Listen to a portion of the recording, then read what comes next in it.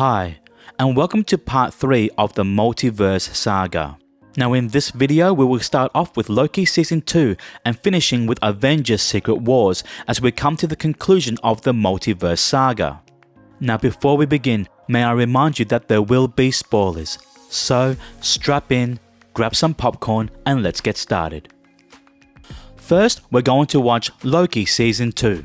Now this show picks up immediately after Season 1, but because the show takes place outside of time, you can watch this a little bit later. Now this show expands upon the end credit scene that we saw in Ant-Man and the Wasp: Quantumania and also references the defeat of Kang from that same film. We see the return of Mobius, Sylvie, B-15, Renslayer and Miss Minutes, and we're introduced to a new character called Ouroboros. By the end of this season, Loki becomes the god of stories as he holds the entire multiverse together in the form of the Yggdrasil tree. Next, we're going to watch What If Season 2 as we continue to explore stories from the multiverse. We're introduced to Kahori, a brand new character specifically created for this show. By the end of the season, the Watcher reveals to Captain Carter the multiversal tree, which we saw at the end of Loki Season 2. Next, we're going to watch X-Men 97. Now this is a continuation from the original 90s X-Men animated series, so you may consider this to be a Season 6. We see characters such as Forge use the mystic arts like we see in Doctor Strange, and we catch a glimpse of the Watcher. Now if you did a naughty and skipped the Marvel animated series side quest, then by watching this show will give you a better understanding of characters such as Gambit and Storm, who will pop up again very soon. Set in the year 2024 in the Fox's X-Men universe, we're going to watch Deadpool and Wolverine. This film takes place after Loki Season 2 as we hear the TVA no longer prunes branches of the timeline. Now if you've done your homework and completed SideQuest D and SideQuest E, then there should be no surprises here. We see the return of many legacy characters such as Elektra, Blade, X-23 and the Human Torch from the Fantastic Four films. We finally get to see Channing Tatum play the character Gambit, whom you should be familiar with after watching X-Men 97. We also get a comment about the many actors who've played the Punisher, where if you've done your homework you would know that there's been 4 actors who've played that character. Not only are we introduced to new characters such as Cassandra Nova, Lady Deadpool and Dogpool, but we see variants of characters from these legacy films such as the Russian from the Thomas Jane Punisher film, Bullseye from Ben Affleck's Daredevil, as well as Sabretooth, Toad, Lady Deathstrike, Azazel and Juggernaut from the Fox's X-Men saga.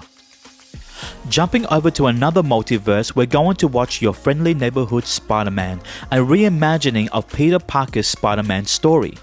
We are reintroduced to Nico Minoru, whom you would have met in the Runaways show, and we catch a glimpse of the Watcher in the final episode. We're introduced to brand new characters such as Norman and Harry Osborn, as well as Amadeus Cho. Next, we're going to watch the third and final season of What If as we conclude the stories of Captain Carter and the Watcher. We're introduced to another original character called Birdie, as well as Storm, the goddess of thunder, voiced by the same actress Alison Seeley Smith, who voiced Storm in the X-Men animated series and X-Men 97. And if you listen carefully, you will hear the same X-Men theme song. Next, we're going to watch Marvel Zombies. This show takes place 5 years after the zombie episode seen in Season 1 of What If.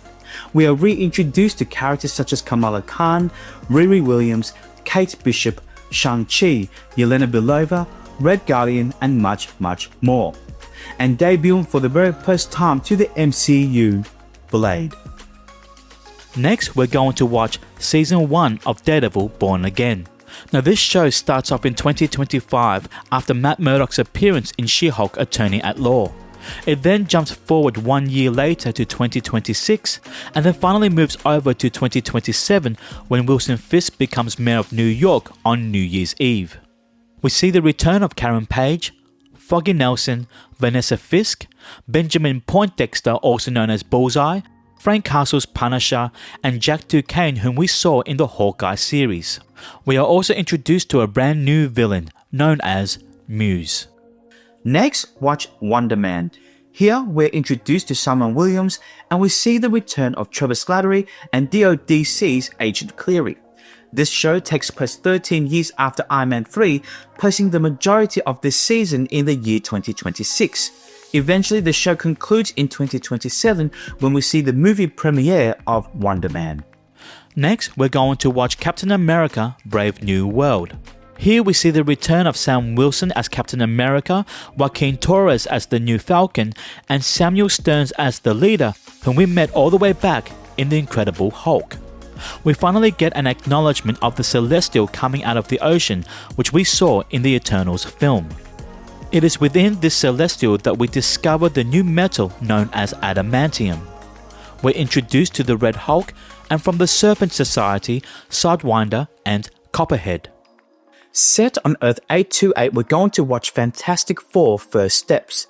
Introducing us to Marvel's first family, we have Reed Richards' Mr. Fantastic, Sue Storm's Invisible Woman, Johnny Storm's The Human Torch, and Ben Grimm's The Thing. We are also introduced to Shala Bowles' Silver Surfer, Galactus, and Mole Man.